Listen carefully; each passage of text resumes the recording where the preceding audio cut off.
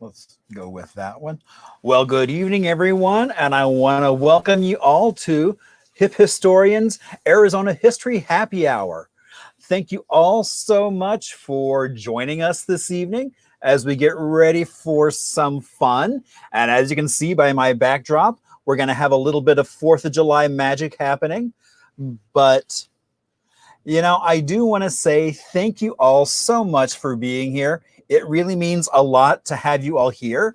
I mean, that's really why I even started doing this 12 weeks ago, was just a way to try and keep sharing history and just kind of our love of Arizona, this amazing place that we're all in and all of its diversity. And so this was kind of my foray into how to keep that going.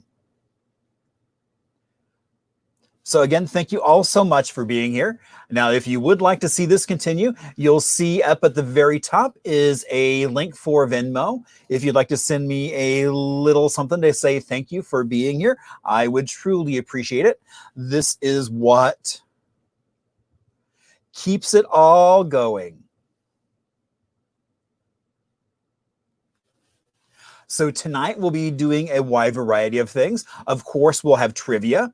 We'll also be doing a little bit of Little Arizona, some music history for Arizona, and from my own collection. And today it actually is quite timely. And so my name is Marshall Shore. I'm also known as the Hip Historian. Now you might wonder, how does one get a name like the Hip Historian? Well, probably a little over 20 years ago, I was working in a library in Brooklyn, and it was winter, it was cold, and I was ready to be rid of snow for good. And so loaded up everything we own into a big orange cube, a U-Haul, and they have their International World Headquarters right here in the Valley of the Sun.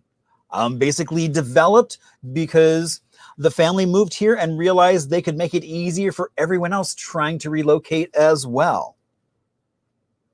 Now, as soon as we got here, we promptly moved into a 1956 ranch.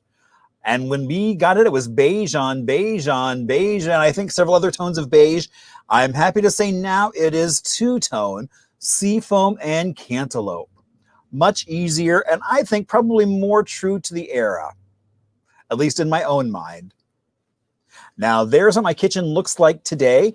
All that buttercream yellow tile, the push buttons for the counter stovetops set into the wall, and that amazing buttercream yellow oven that still works like a charm. Now, as soon as I got here, all I kept hearing about how there was no history. But I knew that wasn't true because every time I went somewhere, we came face to face with so many amazing stories. And then there's that post-war boom that I think in oh so many ways made the Arizona that we all know and love today. All those GIs that either were stationed here, trained here, or passing through on the way to somewhere else, and they were moving here in huge numbers after the war for a whole new way of life, and in some cases looking for a house just like mine. And maybe yours. And then we have this man, Dr. Carrier, the inventor of air conditioning. Without him, we wouldn't be quite as comfortable as the temperatures heat up for the summer. Also, the Phoenix New Times has named me best historian several years running, as well as Phoenix Magazine named me the best bespectacled Phoenix celebrity because I do indeed like my eyewear. Now, what is Marshall wearing? Not necessarily the best venue to really see that, but I kind of have a reputation of dressing with my own unique flair. So you might remember every year, February 14th, on Valentine's Day, we actually have a celebration for Arizona and Statehood Day. And so back in 2012, we actually were celebrating 100 years of statehood. And so there were events happening across the state and including right in front of the Capitol. They had a huge main stage set up and they had speakers going on all day. Well, someone gave me 15 minutes on that main stage to talk about anything I wanted to. And I chose to talk about one of my most favorite events that was started back in 1926 by Charlotte Hull. Now, it was called Masque of the Yellow Moon. It started back in 1926 and ran through 1955. So the first year it was held here at the Elsriba Shriners Temple, which is still standing over by the Capitol, over on 15th Avenue. Then it became the Mining and Mineral Museum. And during Centennial, they actually got kicked out. But happy to say they will be moving right back into this space under University of Arizona. So I'll be happy to have that museum back in downtown. Now, it was held from there. It went to Montgomery Stadium, which was the first stadium right here in Arizona. And it was home to lots of firsts, including our very first bowl game. Now, I sure wish it's one of those things that somebody would bring back, because I would have a lot of fun at the Salad Bowl. And what would you expect from the Salad Bowl? Why, none other than the queen of the Salad Bowl riding in her very own Salad Bowl float with a spoon and fork to serve with. Now, the Masque of the Yellow Moon was based on a legend about how the god of sun would give his rays to make the earth golden and warm and make things grow. So it was always a springtime event. Now, at its height, it had about 5,000 high school and college students performing in it. It was touted right up there with Mardi Gras as something that everyone across the country should come and see. And they would have tickets at the door for folks from small towns across Arizona to be able to come and see it. It was woven into the curriculum of Phoenix Union high schools. So you had things like the debate club doing skits. Because of the number of high schools involved, there were multiple marching bands and really large sets, as well as lots of young ladies dancing. Now, all the costumes were designed by students and made by home ec. And I was lucky enough to find a few dresses in a box. And I was allowed to borrow them for 24 hours. So the clock was ticking. So here is a late 30s Aztec-inspired dress that was really phenomenal. And so I was able to convince 3 lovely friends into getting all made up and donning those amazing dresses. Now, you might have realized I'm not a very good wallflower, and that I need something that would stand up those amazing dresses. So I reached out to my friend Glenn. So here is Glenn getting an award from the Arizona Sign Association. And this was recently, he's in his early 90s. He rolled into town in the early 50s and was a sign designer. Now, one of the signs that he worked on was the famous My Flora sign over at 7th Avenue in McDowell. He also did a handful of other signs that are still standing around town as well. And so he painted this jacket, which is an homage to the Arizona state flag. And I think he did a heck of a job, because it got me going on a jag where now I've got 7 different suit coats, all on different Arizona themes, and actually working on the next couple jackets as well, including one that might be a black velvet painting of Arizona history. Now, one of the reasons why I always like to start off with this story is because it really exemplifies the fact that a lot of times some of my best stories actually come from just people talking about events they went to, things they remember, and then going back and corroborating that with newspapers and other sources. And so I was doing a program for the Arizona First Families. And after the program, a woman came up to me and said, I've got something I really want to show you. And so she took me out to her car, pulled this amazing butterfly covered dress out. It was her mother's dress that she wore in the Masque of Yellow Moon. And she even had programs that were 28 or 29, We don't know exactly what year it was used in. Looking forward to get a chance to taking a better look at those brochures when I'm not going to damage them and be able to see exactly what number this was used in, as well as the year. And I think really this dress is an amazing shape for being as old as it is. Now, because it is Arizona's History Happy Hour, let's see, we need a cocktail. So let's see. All right. So tonight we have a watermelon cooler in honor of something that we may all be imbibing for the 4th of July. Not sure there'll be much else going on, but this is a quite simple little thing. I actually was able to juice some watermelon earlier. So we're going to take our vodka. And I already have heard that this is a really good cocktail. And oh, so simple to make. Oops.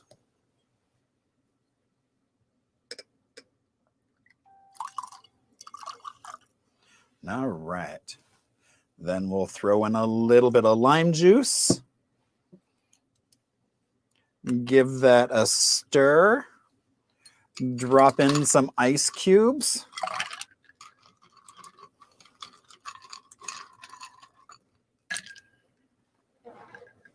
And voila, we have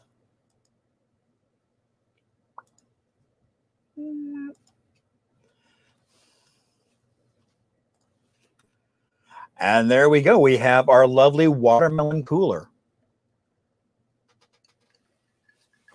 Oh, dang. You were right. That is quite tasty. And the sweetness of the watermelon is super nice.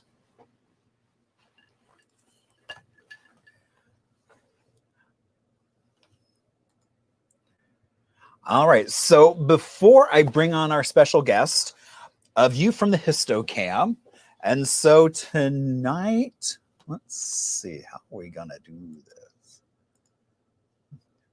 this? You're going to look at, well, it's like, well, that looks an awful lot like the bar. Indeed, it does. But tonight, so this is a little game called Chit Chat that is the Hugh Downs game of conversation. So you see Hugh Downs trying to get some young folks to chit chat, and that's pretty much what this game is. It's all about just creating chit chat.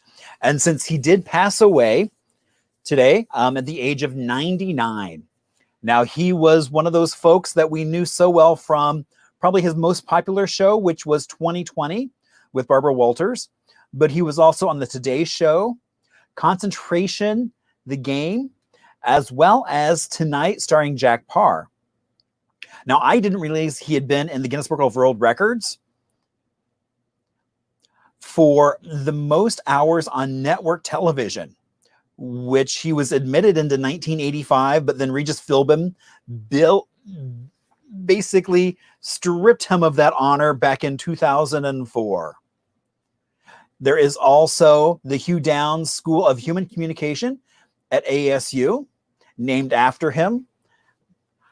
And so I have a little story about Hugh Downs. I would run into him sometimes downtown at different cultural events. No, you don't need to see the bar right now.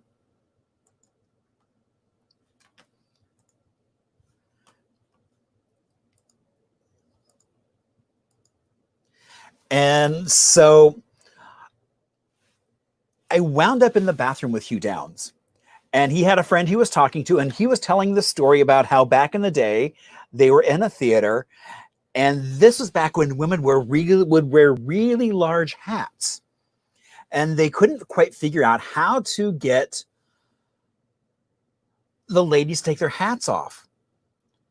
And so they talked about a few things, and then they decided to make an announcement that all young ladies should remove their hats, but all senior ladies were welcome to keep their hats on. And he said, you should have seen those hats fly off those young ladies in the audience And so I love just that elegance of getting that to happen, getting what they wanted, so everyone could see the show. All right. So again, I want to thank you all for being here. And now, through the miracle of modern technology, oh my gosh, which the Jetsons predicted, oh so many popular mechanics said we will soon have video phone. Well, guess what? We now do have video phone, and some of you like me may live your life on a video phone pretty much. So, all right. So I'd like to welcome Mike McCutcheon to be our very special guest for tonight. Hey, how's it going? Can you hear Good. me all right? Yeah, I can hear you. Can hear me. Oh, yeah. Very well. Perfect. All right.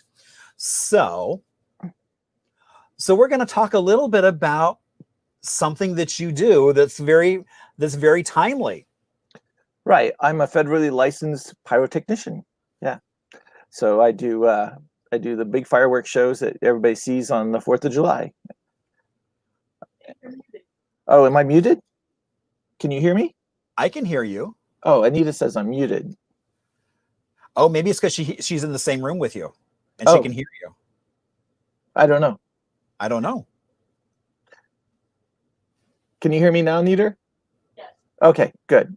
So yeah, I've been doing that for many years. I've been doing I've been working with high explosives and stuff since I was a little kid, because my grandfather and my father were both state ministers, so I had access to blasting caps and primer cord and all kinds of fun things that if you're a boy, that's stuff I used to get in trouble for, and now I get paid for. Nice. All right, and everyone's chiming in that they can hear you, Mike, so. Great. Super. Indeed. So you've been playing with explosive for quite some time then. Oh, yeah. Yeah. Longer than a lot of people have been alive.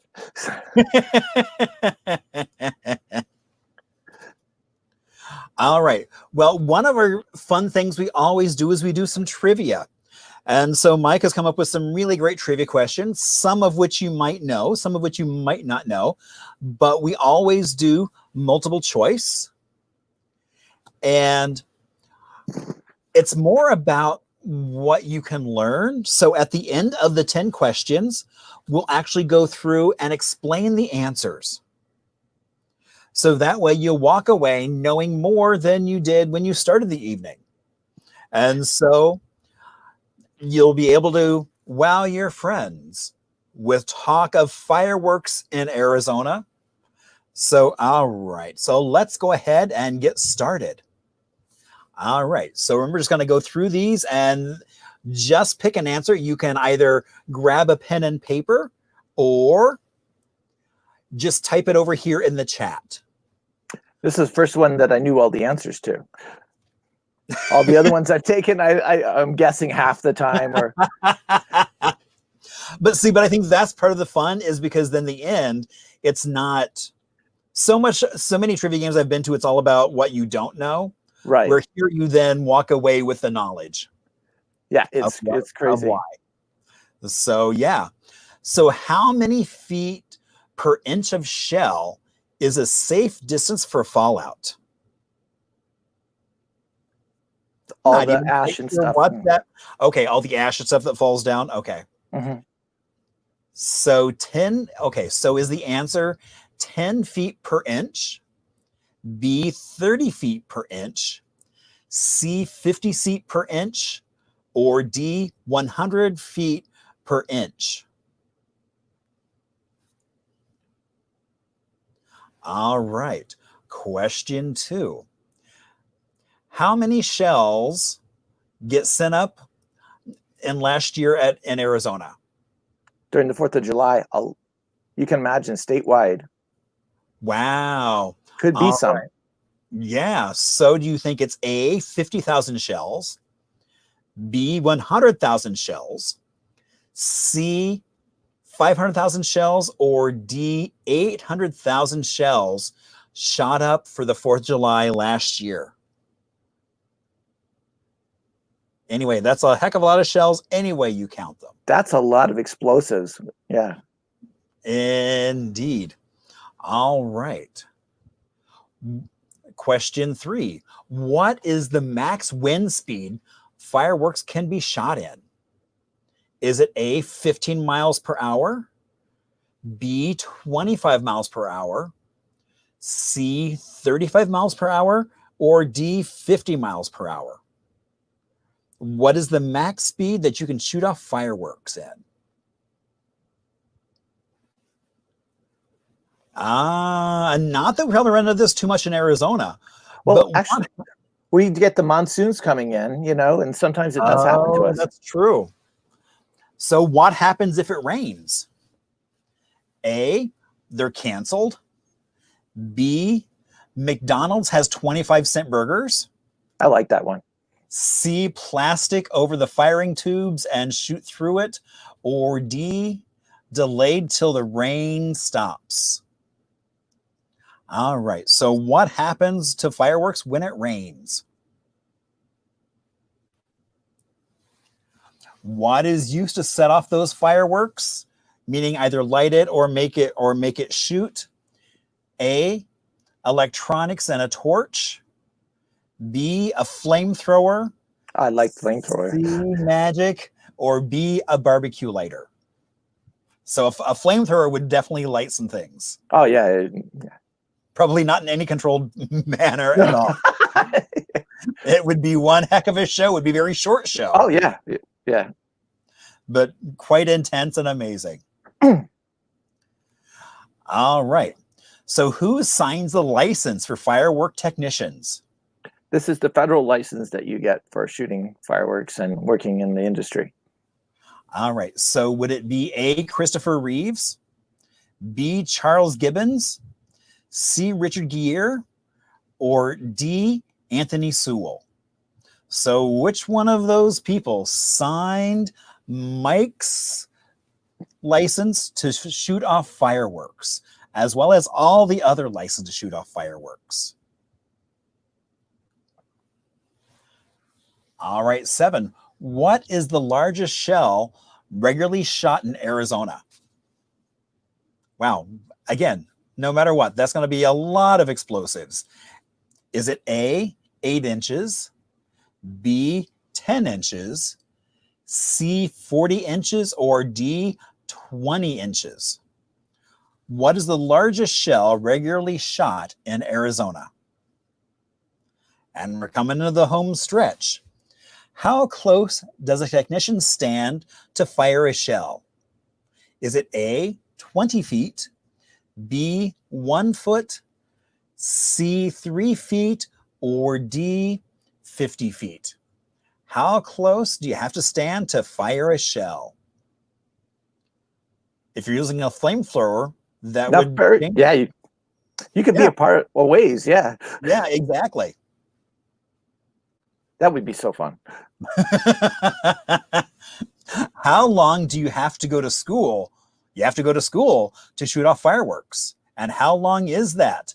Is it A, 1 hour, B, 1 day, C, 1 week, or D, 1 year? How long do you have to go to school to learn to shoot off fireworks safely? And then what happens in towns where there are no pyrotechnicians to shoot off fireworks? There's lots of towns in Arizona that don't have pyrotechnicians. I would believe that. So do the police fire them? A. B, the fire department fires them. C, high schoolers fire them. Or D, they are canceled.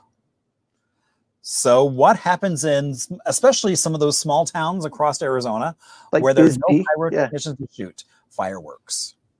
Yeah, Bisbee's one of those, Ajo. That makes sense. Little small towns. Yeah. Right. All right. So while you're all getting your answers together, we're going to talk a little bit about some Arizona music. Woohoo! Indeed. I had my drink too. I know. I was like, yum, yum, yum. So good. All right. So today we're going to talk about Stan Devereaux. So Stan Devereaux was raised in Tucson, wound up coming to Phoenix in the 60s and getting into the music scene, really kind of in the jazz and soul. And him and his band, the Trendsetters, they started playing gigs around town, and they had to replace their drummer. And so a few weeks ago, we had Johnny D on, and he actually wound up becoming the drummer for Stan Devereaux and the Trendsetters. Now, they were so good that they even got booked not just in some of the clubs around town, but even Mr. Lucky's, which was much more of a honky-tonk venue. I mean, it was rock and roll in the basement. It was country western on the top floor, and Stan Devereaux and the Trendsetters played there. Now, he was known throughout the jazz, the R&B, the soul, and the blues scene of being one of those performers that not just had a great voice, but also a great entertainer. But he never had that hit song which would have got him into a top 40 situation. And so a few years ago, Johnny D realized that he had a couple tracks that had been recorded by Stan Devereaux, but never released. So Jeremiah over at Thunderbird Lounge also has a local record label called President Gator Records. And they worked together, and they actually produced an album for Stan Devereaux last year. They had a little release party for it, and that was a hoot. And Stan actually was able to be there last summer. And we just sat there as they played his record and other music from the time period. It was so much fun. Stan Devereaux did pass away the end of last year. So I'm glad that he got to see this record come to fruition and see so many folks enjoying his music, because he really did have an amazing voice and just never was able to get up and make it to the big time. But he was considered to be in the upper echelon of the music here. All right. Interesting thing. I played with Stan in 1984. Oh, wow. At Mr. Lucky's. We were opening for that group, and we were in town. I was with Maynard Ferguson at the time, and we were just in town, and we had a jam session at Mr. Lucky's, and I happened to run into him there, and we had a jam session there. Well, and that's actually one of the things that he was always having jam sessions with pretty much anybody who would play. I mean, he just loved to sing, and so that's what he would do. Oh, yeah. He had a great voice. Oh, my gosh. He had an amazing voice. I didn't realize you got to play with him. How cool is that? And at Mr. Lucky's. Yeah, Mr. Lucky's. Yeah, we used to play there quite a bit. Yeah. My band was there many, many times. Yeah. Ah, see, I never realized that. Mm-hmm. Very cool. So I know a lot of people are wondering what's happening with Mr. Lucky's, because, the sign is looking a little down on its heels. I know the guy who owns the building has talked about trying to redo the sign and the building, but who knows? So, and at this moment, so much is up in the air. But hopefully it's all good for Mr. Lucky's. So Mr. Lucky's, Sarah, is out on Grand Avenue in the high 20s. Mm-hmm. And so it was originally built to be a casino because we were going to legalize gambling, and that didn't happen. It then became a music venue with rock and roll in the basement and country western on the top floor. And it is one of the few locations actually listed in the Arizona Music Hall of Fame because of so many folks like Waylon Jennings playing there so much. So, I mean, it's now a building that's now vacant, but a lot of folks have really good memories of the music there. The fish fries they used to do on a Friday, where they would invite entire families in to come and hang out for the music. They used to even do rodeos out in the parking lot. So it was quite the hub of entertainment over at Mr. Lucky's. All right. So, let's move on to some answers. I hope you're all ready. So how many feet per inch of a shell is a safe distance for fallout? The answer is D, 100 feet per inch.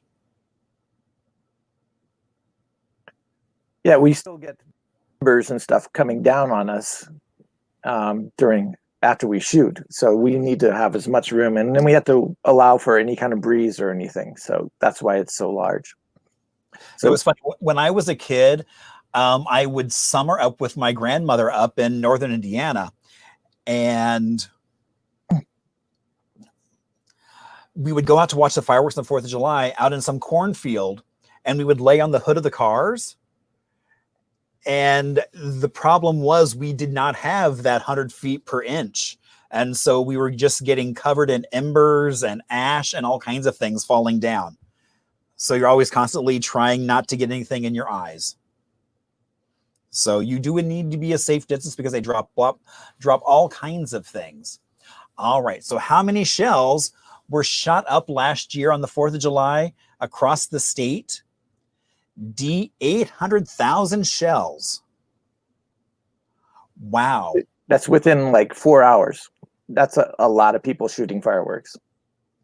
So for a show like Tempe Town Lake, how many shells would that normally be? That usually we put about 5,000 shells in the air for Tempe Town Lake. Wow, that's just that one show. Yeah. You can just imagine then, of course, there's shows all over the state. Yeah. So, and Tempe Town Lake's one of the bigger shows we do. But it's canceled this year. I know. Who's doing fireworks this year? I am doing fireworks at Fiesta Mall. Okay, out in Mesa. You have to stay by your car. They're doing social distancing, and you have to wear a mask. But it's free. People can come out. We'll be shooting on the south side of the mall. But if you're sitting on the north side, you'll still see all the shells and everything. Right, because they'll go up high enough that the mall won't stop them. Right. Unless you're sitting right up against the mall, it's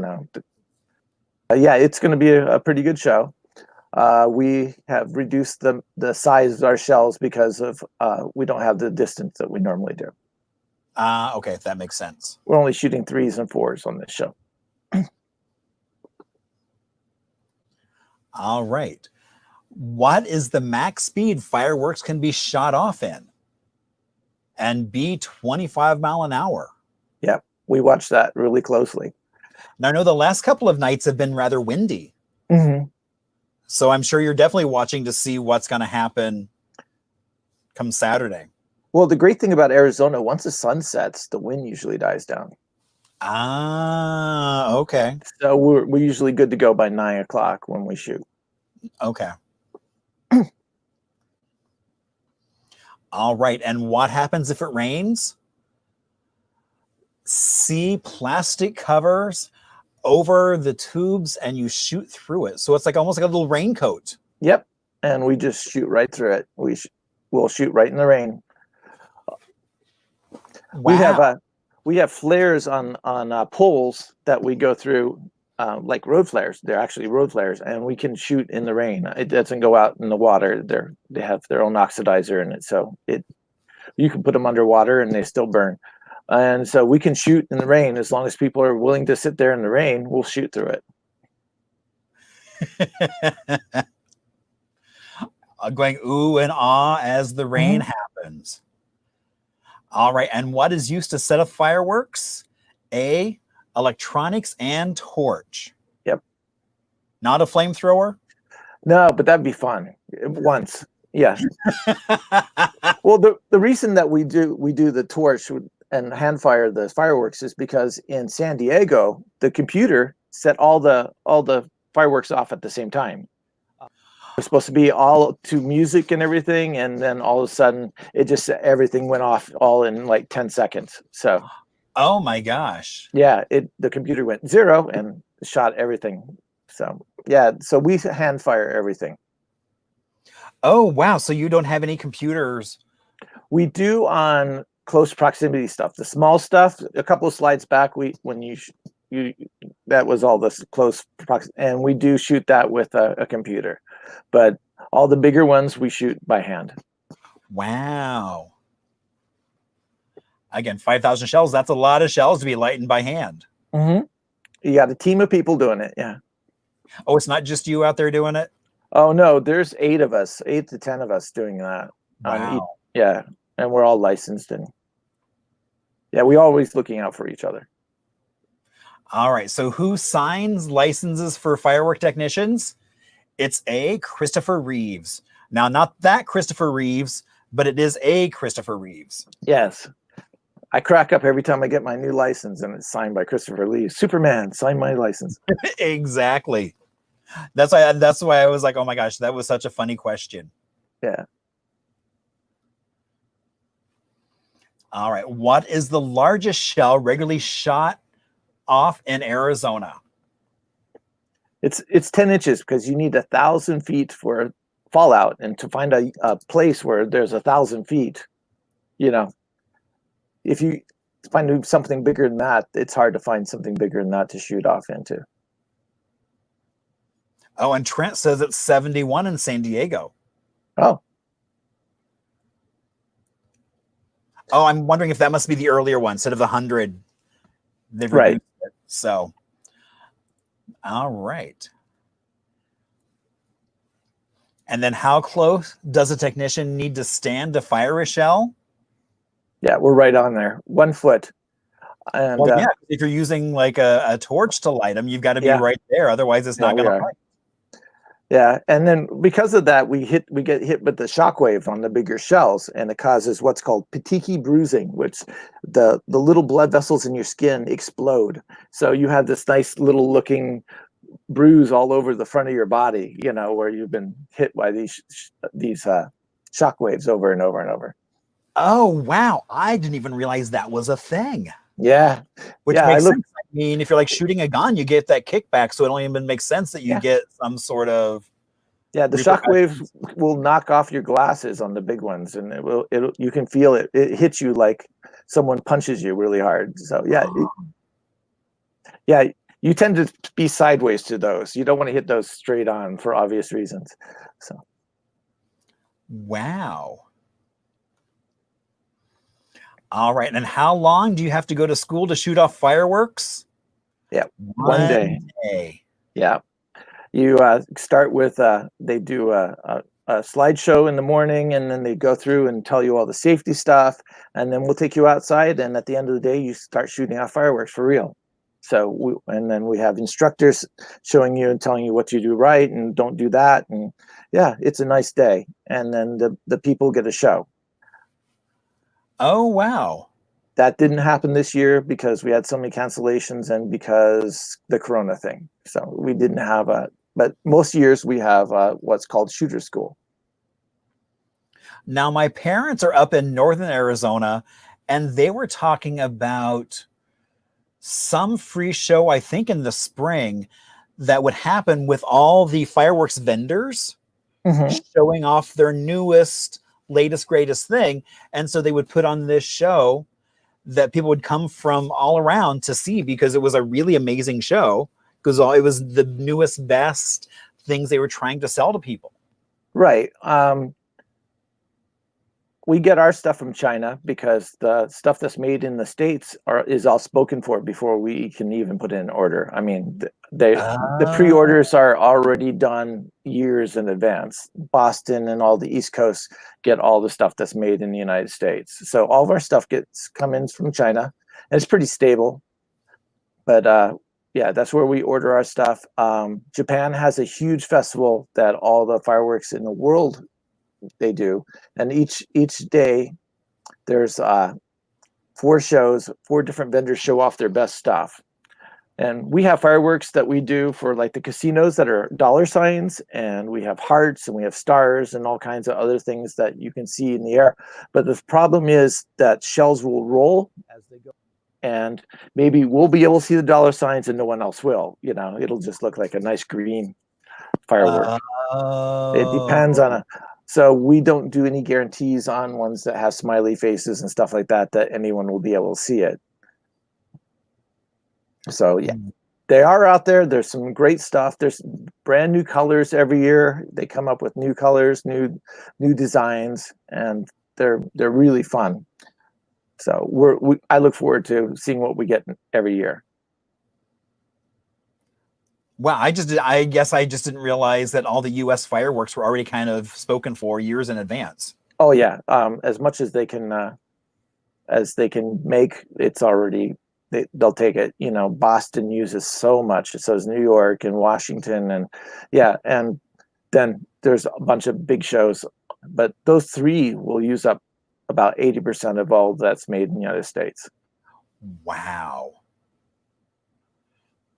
So See, yeah, when I lived in New York, I've always loved going out to eat on the 4th of July because everybody was watching fireworks. oh yeah, So you would have the entire restaurant to yourself, a full staff just waiting for the fireworks to end. So then the flood of people would come in. But wow. All right. And our last question, what happens in towns where there are no pyrotechnicians to shoot off fireworks? yep. The fire department fires them off. They come to our shooter school. The fire departments do. Oh, that makes sense. So when we get new firemen that come in, are going to do they code through the shooter school just like everybody else. So yeah, it's kind of they have a blast with it. They really do. They have a good time, and plus places like Bisbee is one of our big things, and all these little small towns, you know, Prescott Valley, the fire department tends to set those off.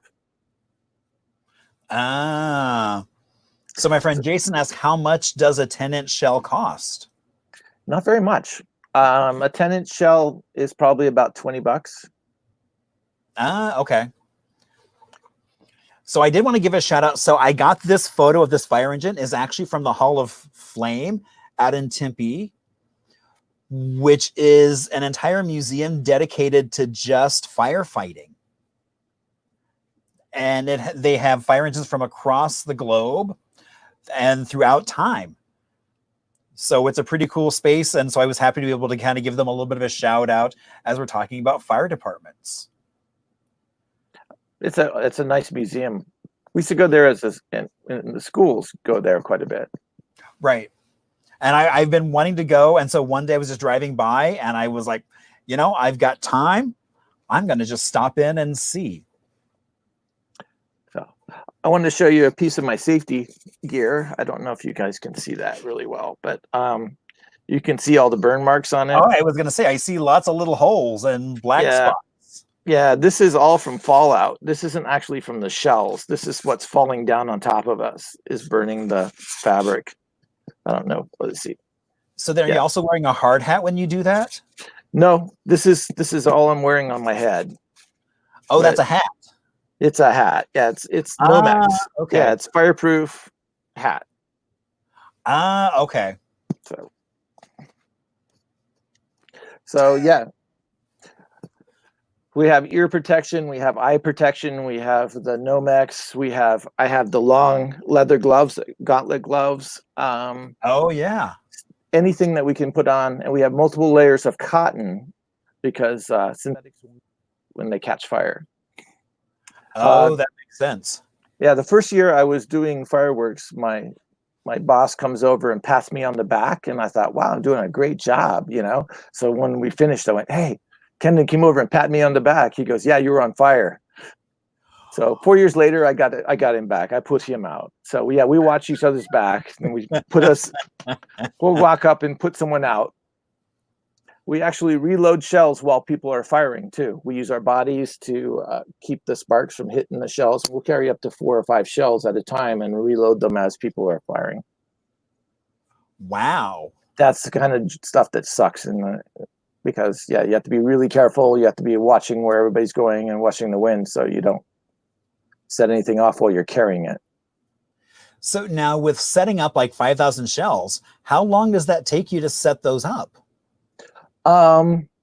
It takes us probably 4 hours to set up and the shells in and everything, the initial shells.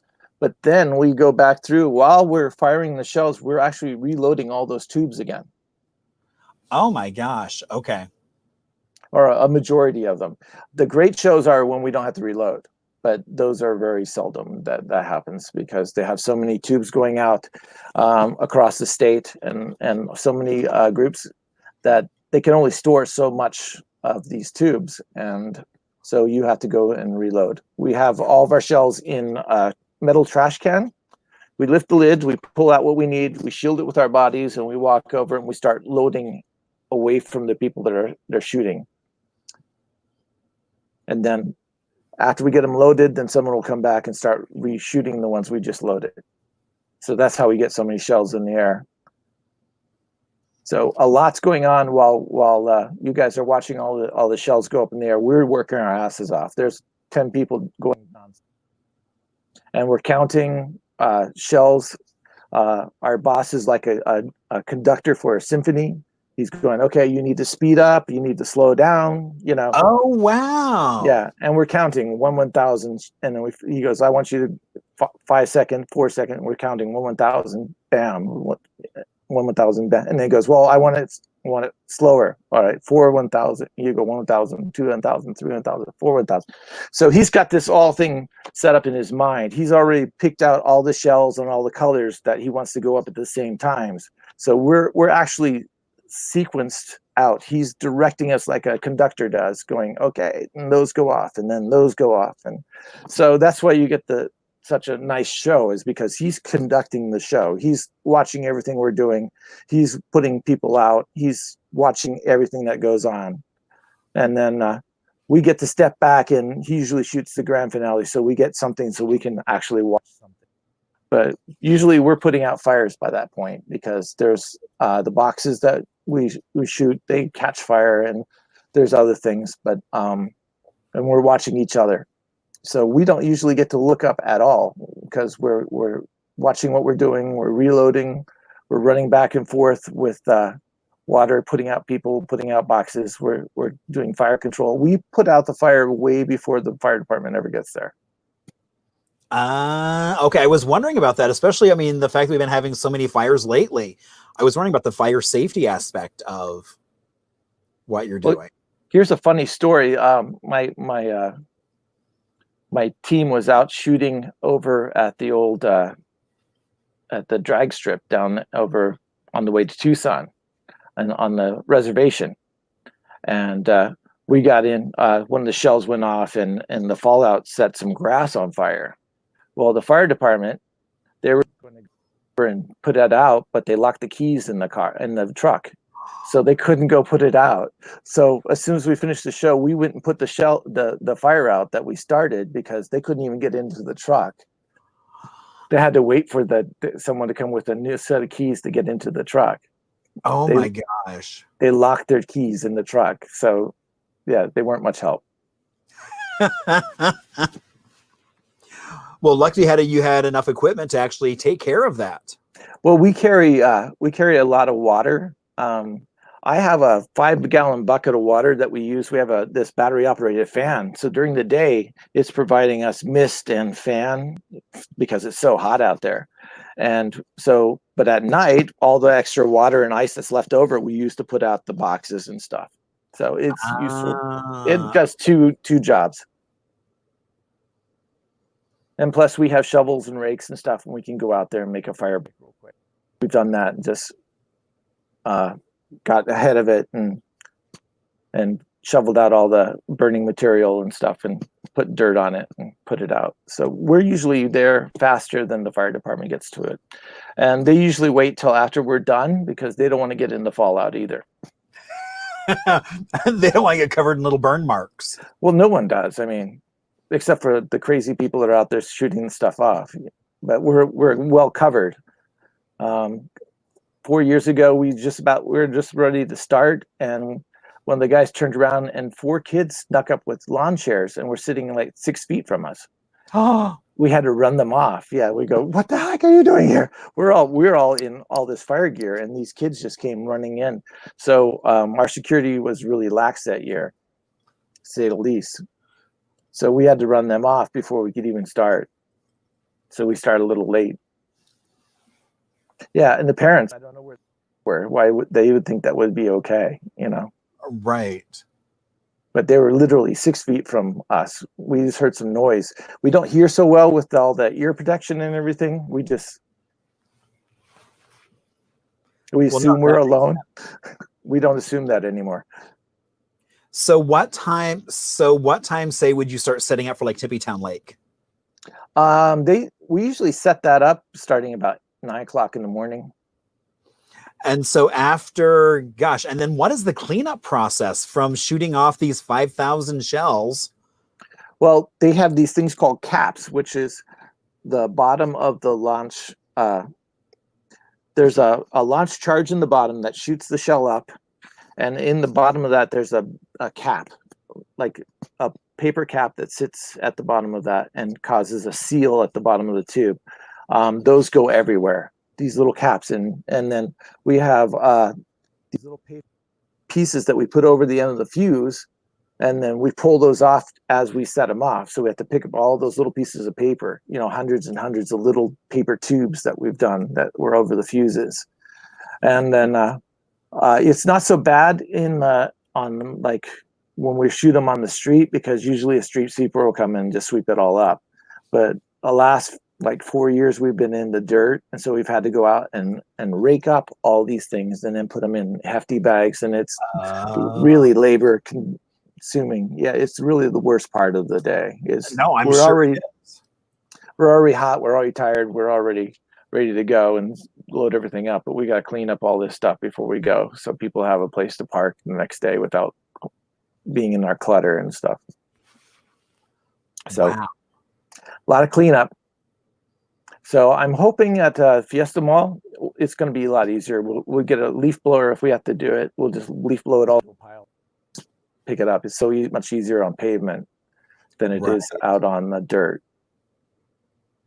Plus, we don't have the fire problem that we do because there's always little grass growing places, Oh, that's true, because it's going to be in the parking lot. So also, we have ants out there. That's the worst thing. You're sitting there and all of a sudden you got hundreds of ants crawling over you. These little black ants that are just, we had a guy had to go home because he had so many bites, had a real bad reaction to it.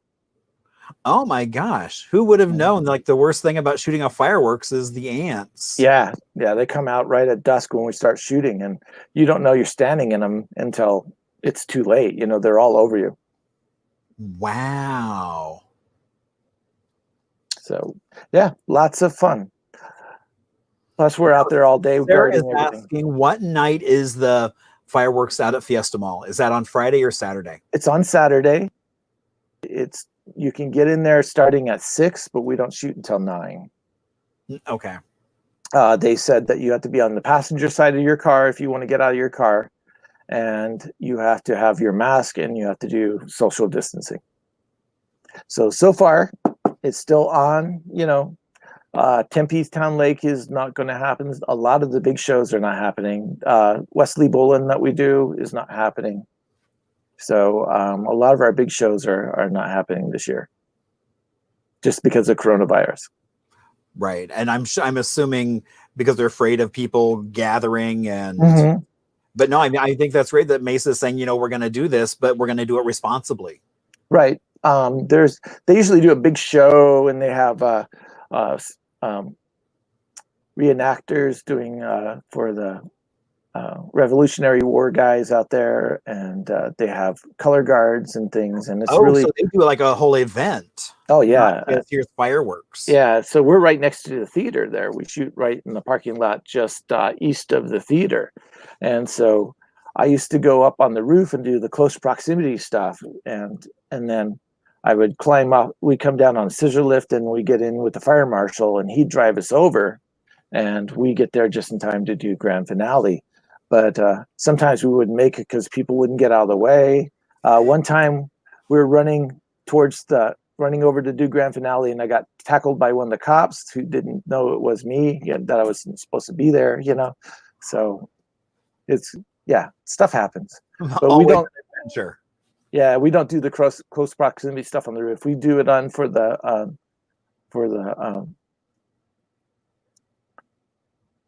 Stars and Stripes, the Star Spangled Banner. We do the rockets red glare, and then we do the bombs bursting in air, So when they get to those parts, we do that kind of.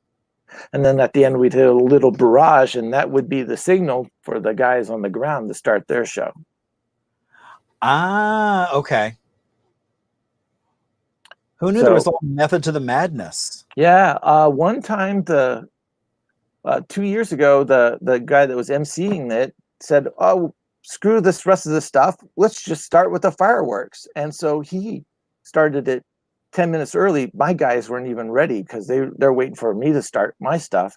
And all of a sudden, we're right into 10 minutes early. We're doing national anthem, and our guys are scrambling to get their gear on, because they think they have lots of time. Right, because I can't imagine that gear is comfortable to wear, so you probably put on at the last minute. Yeah, well, it's really hot and it's thick because it's protective. You got Right. multiple layers. It's still over 100 degrees when we're shooting. Plus, we have we're on a place that just holds the heat. So, Right. yeah, the guys, I getting a call from from the head shooter, and he's going, "What the heck happened?" I go, "They started early. What can we do?" So, yeah, they're not allowed to start early anymore. Oh. Our guys are geared up early just in case it happens, but yeah, they're not allowed to start early. And this year, since there's no show, we'll start right on time. Nice. So see, Deb, you can go out to Fiesta Mall and see some fireworks. Yeah. So very cool. Yeah, I'll be out there with the rest of the guys. Now you And mentioned a little bit about how you got started because your dad and grandfather were both Arizona mining inspectors, and that you always had gunpowder around or dynamite things like. Can you talk yeah, about that? yeah. When I was a kid, my grandfather was the state mine inspector, and then my dad was the state mine inspector after that. But what happened was he these old mines would leave dynamite in the mines, and after it would get old, the nitroglycerin would start sweating out. So we'd have to remove it before someone could rework the mine. So they call us in, and my grandfather would send me in to carry it out, and we put it in a specialty pickup truck, and we lower the tire pressure, and we go out somewhere and set it off.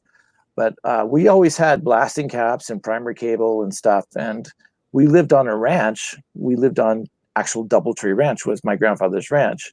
If you live in Scottsdale and you know Doubletree Ranch Road, that was our access road for our ranch. And my grandpa would tell us stuff like, there's that old tree, I want that gone by noon. So we go out there and dig a big hole underneath it, and we blast it out. It was not uncommon for us to be blowing stuff up out there on the ranch. Whether my grandfather condoned it or not, we were I was going to say, I have a feeling it was sometimes done just for fun. yeah, we did a lot of stuff just for fun to see what would happen. Yeah.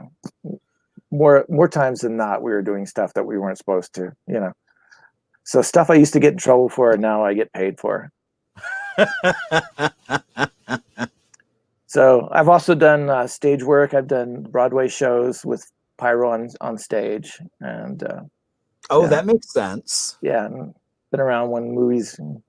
Yeah, so we do a lot of that. We do the whole spectrum, movies, and we do Broadway, and we do a lot of things for like football games. We have all the football games, all the basketball games, and then the end of the baseball games, when you go downtown and you see the baseball games going off and the fireworks that go off after the baseball that mess up the opera and the ballet and all those guys. Yeah, that's us.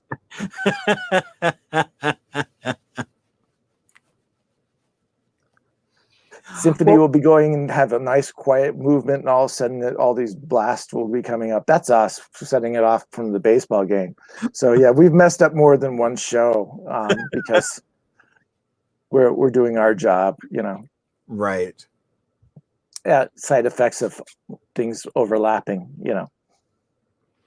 Well, thank you so much for coming on and talking to us about just the whole back end of a fireworks show. Had no idea there was so much that went into it and the production value. I mean, having a conductor sitting there saying, slow down, speed up, you go, you go. Had no idea that was going on. Oh yeah. It's a big production. There's a lot of people that are highly skilled doing it. So All thanks So- for having me. Oh, thank you so much. Any last words? I mean, so you've just got the one show at Fiesta Mall. Anything else going on this week? There's one in Scottsdale. I think there's one out in Scottsdale. Westworld, Anita says, yeah. Oh, okay. I guess so. Westworld is having a show as well. So if you're in Mesa or Scottsdale, you can go see some fireworks. But I think pretty much everything else has been canceled. Pretty much, yeah. And just be safe out there when you're doing your own playing with fireworks. You know, realize those fuses are a lot shorter than you think they are. So don't hold them in your hands. Light stuff on the ground and get the heck away. Right. Seeing my friend Deb is like, hey, you know, maybe she can take her granddaughter to go to see fireworks. I was like, yeah, you really should. We do a good job. You do. I mean, I've seen the Tempe Town Lake fireworks, and those are always pretty spectacular. So it's going to be like a 45-minute show. So it should be fun. And the grand finale is going to be amazing this year. Oh, very cool. Well, again, thank you so much for being here. Thanks again. It was a lot of fun. It's kind of strange being on this end, but it's great. Oh, Anita did chime in and say Westworld has limited parking and it does cost. Fiesta Mall is free to the public. Okay. And there's lots of parking at Fiesta Mall. Oh, yeah. Lots of parking. So, all right. So, Deb, make your way to Fiesta Mall tomorrow, or I'm sorry, on Saturday to go see the fireworks with Gabby. And again, Mike, thank you so much and have a great rest of your night. Oh, thank you. We'll talk to you later. All right. Have a good one. All right. Bye. Bye. Oh my gosh, that was so much fun. You know, that's part of the fun of this is the fact that we're all learning stuff. I mean, I had no idea the amount of work that went in even during a show to talk about what's going on and to make sure everyone has a great show and the safety measures and everything. So, all right. So our last little bit of the night is Little Arizona. Now, some of you may or may not know. So I actually grew up in Indiana in a little tiny town of about 25 people. We had one stop sign at the very end of town. There actually was a major highway, but they had flashing lights. And so that was pretty much it. And so that was one of the beauties of, I think, moving to Arizona was being able to live in the 5th largest city in the country, but also being able to run around and visit some of these small towns that very much have their own flavor, their own character, and are quite quirky in oh so many ways. So I'm also working on a book called Little Arizona.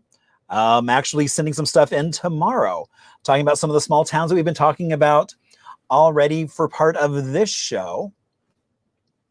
And today we're going to be talking about Lupton, Arizona, which is right actually on the border of Arizona and New Mexico.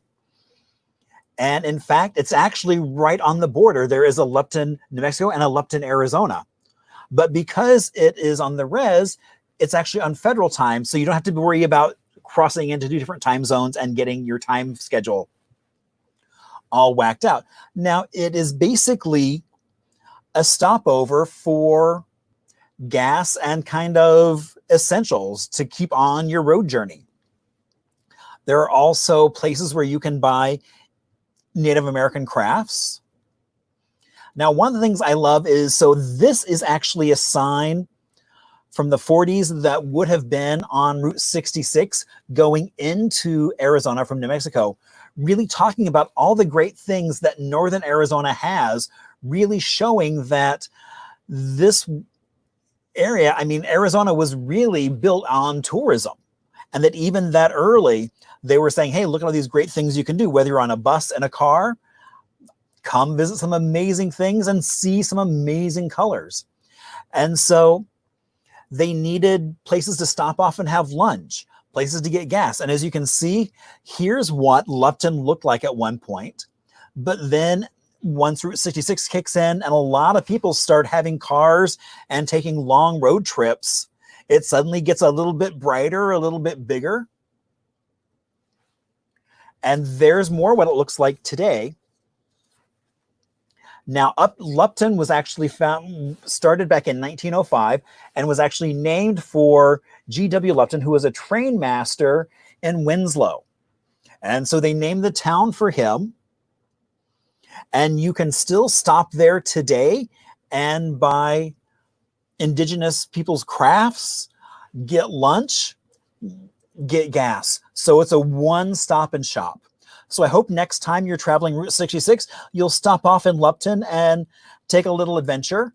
Now, one of the things I do also love about this is if you take a look, it's also known for these painted rocks where Lupton is, but they've also created a little scene of plastic animals up there. So that way you can take photos of them or selfies and let all your friends know that you are indeed hanging out and having a good time in Lupton. So, and remember, you can always throw me notes, questions. If you think there's something we should cover, let me know. Some of you have done that. I'm already working on some of those to try and get them scheduled for future dates as well. Also, we just finished June, which is Pride Month. And so I do a project with ASU and Phoenix Pride. This is the Arizona LGBT plus history project, where we basically go out and find and preserve and make accessible LGBTQ history across Arizona. We did a walking tour virtual last week that you can go and learn the gay history of Roosevelt, kind of that area downtown. So looking forward to doing more things on that, as well as some other virtual tours as well. And you know, Sarah, I'm actually going to, so normally in October, I do a series of bus tours with Deb Branning and I, filling busloads of folks driving around town. I don't think that's going to happen. I don't know if we'll be able to do buses. And so what I'm looking at doing is some sort of a virtual tour. And so I'm actually meeting with my video guy later this week to start kind of talking about what does that look like and seeing what we can do. So there'll definitely be more coming up on that. Also, I'm part of the Arizona Vintage Sign Coalition. And so we have a master list, and we're all the time looking for old signage that was in Arizona and kind of where is it now? Is it in place? Is it now someplace else? Because, you know, sometimes people love to put a neon sign in their backyard by their pool. And so just trying to make sure we know where as much as we can is, but then also supporting things like Casa Grande, which just opened up a 10 sign neon park in Casa Grande. So Arizona has really become the epicenter in a lot of ways of neon preservation. Now, if you'd like to reach out, feel free. You can do that. You can like me on Facebook and follow me, Marshall Shore, Hip Historian. You can throw me an email at hello@hiphistorian.com. Again, if you'd like to support this, you can go to Venmo at Marshall-Shore and throw me a little bit of change. Always appreciated. Keeps this show going. Next week, I'm happy to say we have the Arizona Historical Society. That's going to be a really fun show as well, as we're going to basically go kind of around the state talking about a wide variety of things. So I will see you right here, same bat time, same bat channel on Facebook, however you're watching it, whether it's Twitch, YouTube. We will be right here next week. So join us then. Invite your friends as well. And again, thank you all so much for being here. This only happens because of you. I mean, I could just sit here in my own home and do this which I do, and just talk to myself, but it's so much more fun interacting and being social with other people rather than just sitting in my home talking to myself like a crazy person. But there you go. Sometimes you do that. So again, thank you all so much for being here and have a great rest of your night.